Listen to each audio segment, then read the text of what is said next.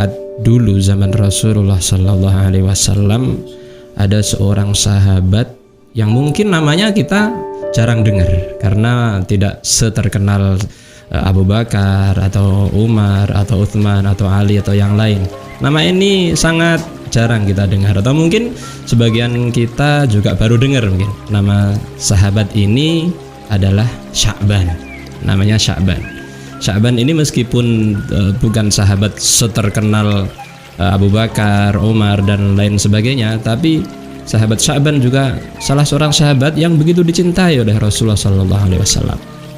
Sahabat Sya'ban ini punya kebiasaan yang unik. Jadi setiap sholat berjamaah di Masjid Nabawi, Sya'ban ini selalu berada di depan sendiri, shaf pertama sebelah kanan paling pojok. Jadi setiap jamaah selalu berada di depan sendiri paling pojok sebelah kanan. Ini Sya'ban. 5 waktu begitu terus. Hingga pada saat suatu subuh, Rasulullah Shallallahu Alaihi Wasallam ketika hendak mengimami sholat subuh pada saat itu menengok ke sebelah kanan, tidak ada di pojokan ini yang namanya Sya'ban. Maka melihat pemandangan yang tidak biasa ini, Rasulullah Shallallahu Alaihi Wasallam sampai memerintahkan para sahabat untuk menunggu dulu, untuk tidak dilaksanakan dulu sholat subuh karena menunggu Sya'ban. Nanti kasihan kalau seandainya Sya'ban sampai masbuk. Setelah ditunggu beberapa waktu hingga akhirnya Rasulullah takut, khawatir subuh akan terlewat, maka dilaksanakan sholat subuh pada saat itu tanpa kehadiran sahabat Sya'ban ini. Setelah salam, Rasul menengok ke kanan, menengok ke belakang, ke sekitar, juga tidak ada yang namanya Sya'ban. Tidak hadir di masjid. Sungguh aneh. Maka Rasul Shallallahu Alaihi Wasallam bertanya kepada sahabat, adakah di antara kalian yang mengetahui kabar Sya'ban? Tidak ada yang jawab. Rasul sampai bertanya lagi, adakah di antara kalian yang tahu kabar Sya'ban hari ini? Gak ada yang jawab lagi. Sampai 3 kali Rasul bertanya, ada yang tahu nggak gimana Sya'ban? Maka tidak ada yang jawab. Maka Rasul bertanya, adakah di antara kalian yang mengetahui di mana rumah Sya'ban?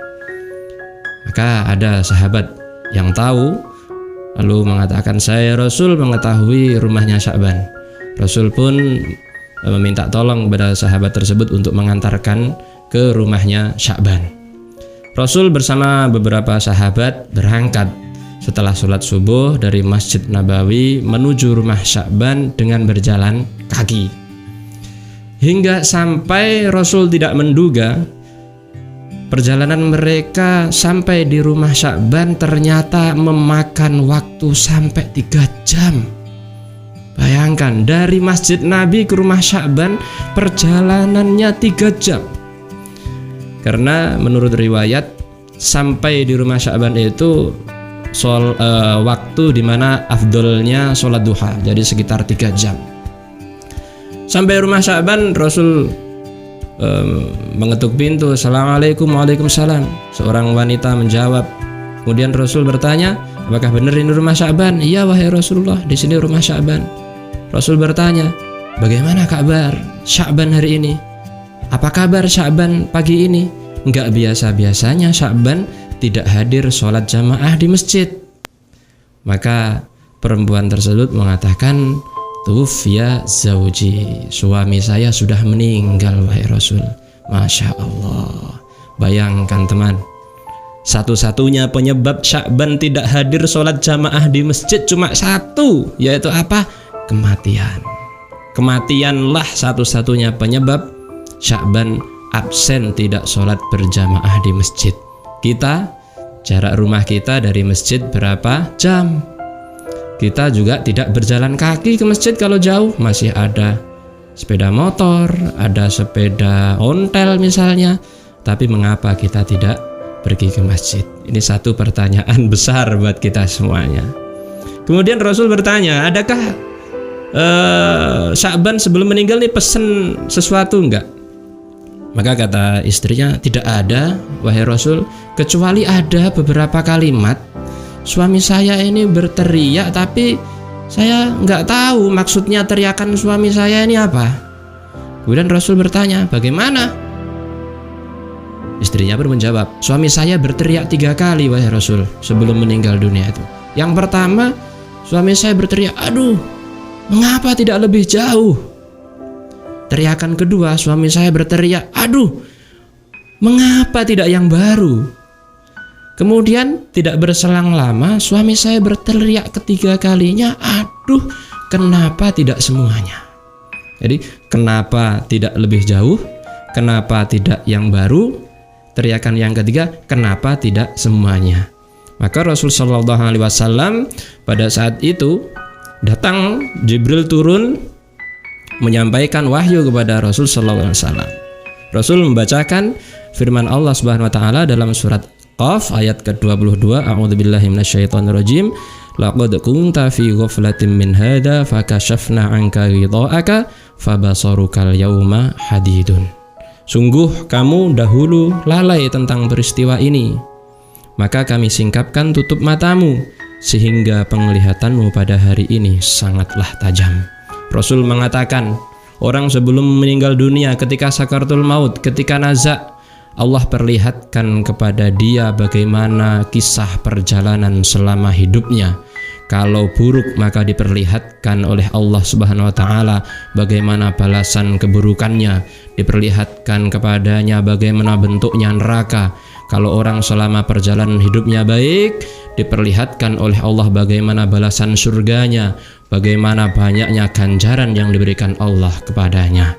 Maka pada saat itu Rasulullah mengatakan, Sya'ban ketika nazak, ketika sekarat, diperlihatkan oleh Allah Ta'ala bagaimana banyaknya ganjaran yang diberikan oleh Allah setiap langkahnya Sya'ban ketika pergi ke masjid.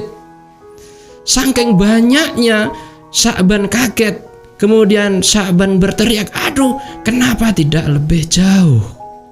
Kenapa? Mungkin Sya'ban ini menyesal, kalau seandainya lebih jauh pasti pahala saya lebih banyak. Teman, ini sahabat, orang yang setiap hari bergaul dengan Rasul, masih menyesal ketika meninggal. Kita ini siapa? Sahabat bukan, pernah melihat Rasul juga bukan, jarak dari masjid juga sebentar, hanya beberapa ratus meter. Bisa kita bayangkan bagaimana menyesal kita nanti. Ini sahabat saja masih menyesal, 6 jam perjalanan pulang pergi masih menyesal, kenapa kok tidak lebih jauh rumahnya dari masjid.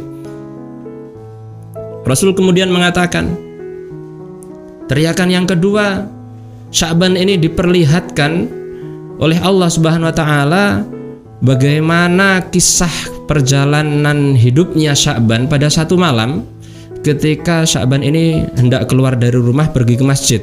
Karena kan jaraknya 3 jam, otomatis ya dini hari, mungkin jam 1 berangkat dari rumahnya. Keluar dari rumahnya merasakan hawa yang dingin, kemudian Sya'ban ini masuk lagi ke dalam rumah. Yang di dalam, yang pakaian di dalam ini dibiarkan, Sya'ban memakai pakaian double. Jadi yang di dalam ini lebih bagus, kemudian dipakai pakaian double yang di luar ini agak lusuh. Kemudian keluar. Sampai tengah jalan Sya'ban menemui seorang pengemis, seorang gelandangan yang hampir mati kedinginan. Kemudian Sya'ban mencopot pakaian yang luar, memakaikannya kepada pengemis tersebut, kemudian diajak sholat berjamaah di masjid bareng-bareng. Akibat peristiwa itu diperlihatkan oleh Allah bagaimana surganya Sya'ban karena menolong orang itu. Maka Sya'ban berteriak, menyesal, aduh, mengapa tidak yang baru?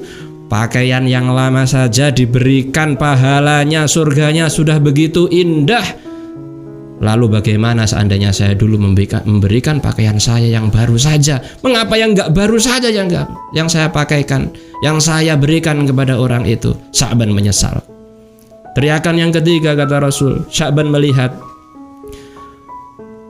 kisah hidupnya suatu pagi ketika mau bersarapan di rumahnya, dia hanya mempunyai sepotong roti. Ada seorang pengemis mengetuk pintu, meminta makan, kemudian Sya'ban mengajak sarapan bersama. Roti itu dibagi menjadi 2, setengah buat Sya'ban, setengah buat orang tersebut, orang pengemis itu. Kemudian diperlihatkan oleh Allah bagaimana ganjaran besarnya karena sedekah setengah potong roti. Maka dia menyesal, sangat menyesal sekali Sya'ban. Andaikan saya bersedekah semuanya saja, saya nggak usah sedekah, saya nggak usah makan roti itu buat disedekahkan semuanya. Maka itu penyesalan Sya'ban. Tiga-tiganya, mengapa tidak lebih jauh, mengapa tidak yang baru, dan mengapa tidak semuanya. Masjid dulu itu nggak sebagus kita sekarang. Kalau dulu, jangan bayangkan seperti masjid sekarang. Dulu nggak ada AC, nggak ada kipas angin, lantainya pun nggak keramik, hanya pasir. Terus bangunannya dari pohon kurma, atapnya juga dari daun kurma. Kalau sekarang karpetnya sudah empuk, sudah enak, dingin nggak kedinginan, panas nggak kepanasan. Lalu apalagi kalau kita mau jamaah di masjid, minta apa lagi supaya kita mau jamaah? Saja sahabat masih merasa menyesal, bagaimana nasib kita nanti ketika meninggal dunia. Semoga kita semuanya diberi inayah oleh Allah Subhanahu wa taala, diberi kekuatan oleh Allah Subhanahu wa taala untuk selalu bersemangat menjalankan ibadah, terutama sholat berjamaah di masjid, supaya kita ini yang laki-laki mendapat titel laki-laki atau suami soleh, bukan